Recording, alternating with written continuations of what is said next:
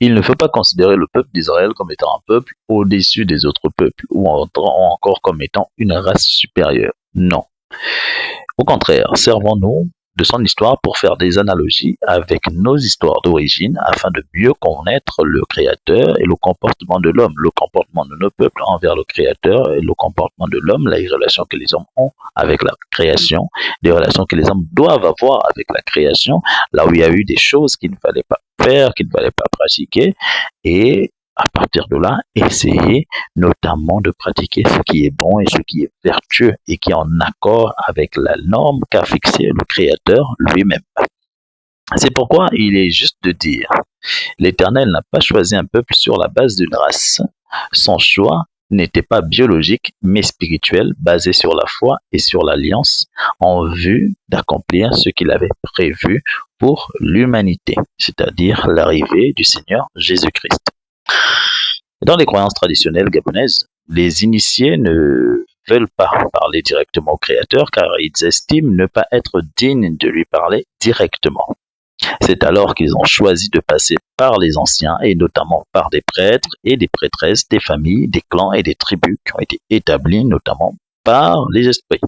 Ils avaient la charge des initiations occultes aux vestiges et pratiques de la famille, du clan et de la tribu. D'autres selon les coutumes, les habitudes et les évolutions, et bien sûr les situations. Bien sûr, les peuples cherchaient à consulter le divin à travers le nganga reconnu, le voyant ou le sage dans la forêt ou encore sur la montagne. En revanche, cela ne garantissait pas qu'ils consultaient le Créateur car ils exposaient le problème et c'est l'intermédiaire qui choisissait les esprits qu'ils devaient consulter. Car cela se faisait selon ses pratiques et les esprits qu'il choisissait bien sûr de consulter et de servir. De même, le peuple d'Israël avait décidé de ne pas parler directement au Créateur et a demandé à Moïse de faire l'intermédiaire. Dans Exode 20, 1-20, alors Dieu prononça toutes ces paroles en disant « Je suis l'Éternel, ton Dieu, qui t'ai fait sortir du pays d'Égypte, de la maison de servitude. Tu n'auras pas d'autre Dieu devant ma face, tu ne te feras point d'image taillée, ni de représentation quelconque des choses qui sont en haut dans les cieux, qui sont en bas sur la terre, et qui sont dans les eaux plus bas que la terre. Tu ne te prosterneras point devant elles, et tu ne les serviras point. Car moi, l'Éternel ton Dieu, je suis un Dieu jaloux, qui punit l'iniquité des pères sur les enfants jusqu'à la 3e et la 4e génération de ceux qui me haïssent, et qui fait miséricorde jusqu'en 1000 générations à ceux qui m'aiment et qui gardent mes commandements.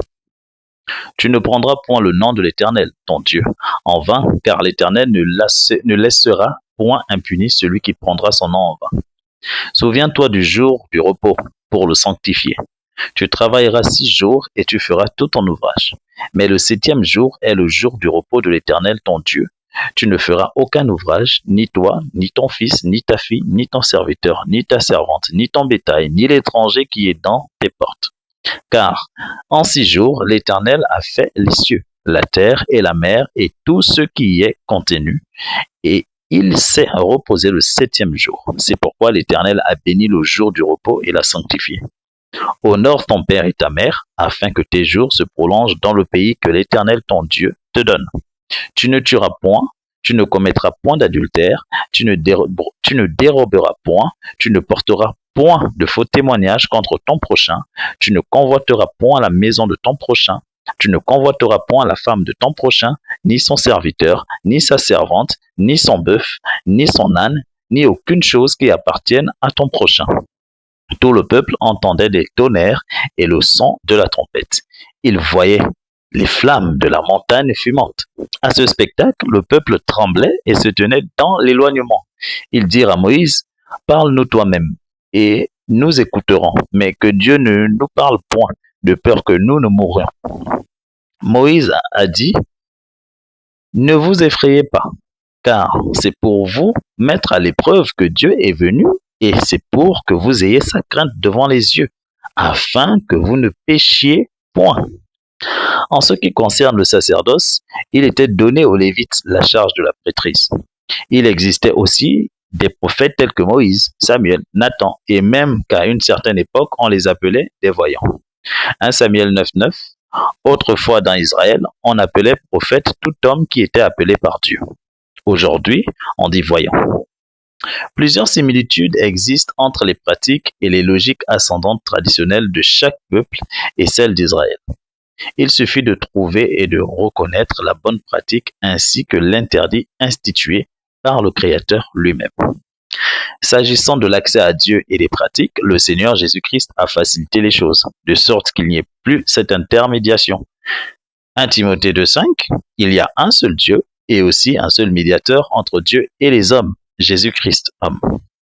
1 Pierre 2, 9, 10, vous, au contraire, vous êtes une race élue, un sacerdoce royal, une nation sainte, un peuple acquis, afin que vous annonciez les vertus de celui qui vous a appelé des ténèbres à son admirable lumière. Vous qui autrefois n'étiez pas un peuple et qui maintenant êtes le peuple de Dieu, vous qui n'aviez pas obtenu miséricorde et qui maintenant avez obtenu miséricorde.